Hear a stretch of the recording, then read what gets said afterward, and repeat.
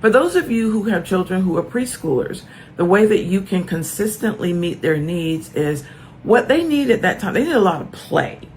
And you can be their jungle gym, let them crawl all over you, let them play, laugh with them. I always say this, take them to the park, let them play. If you have a little girl, let her get her some roller skates. If you have a son, get him one of those scooters. And I'll give you an example. I was at the park just last week, maybe it was Friday or Saturday. And I was walking and I walked up on this little girl and she was skating. And I loved it. And her dad was walking near her. I remember he had her purse draped over him and he was just walking with her, observing her. And he wasn't on his phone. He was playing with her. And when I got close enough to them, I said, "Good job, Dad. Good job. You're spending time with your little girl. You're letting her skate."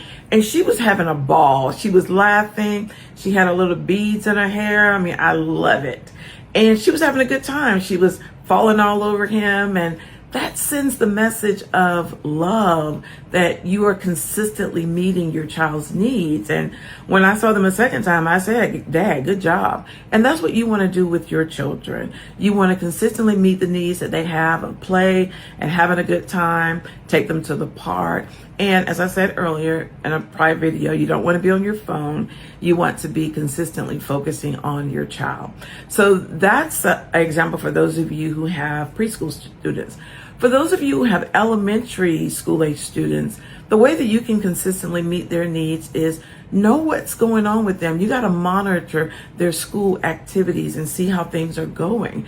You want to look in the school portal weekly to see what their grades are and if there's something that they've missed. If they're having a hard time in school, you want to get them tested. They may have a learning difference that needs to be addressed. And you can ask the school to do testing with them and assessment.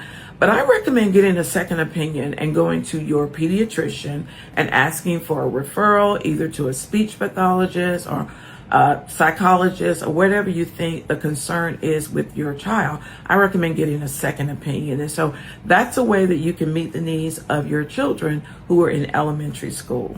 So one way that you can send the message to a child that you're their first responder is to consistently meet their needs.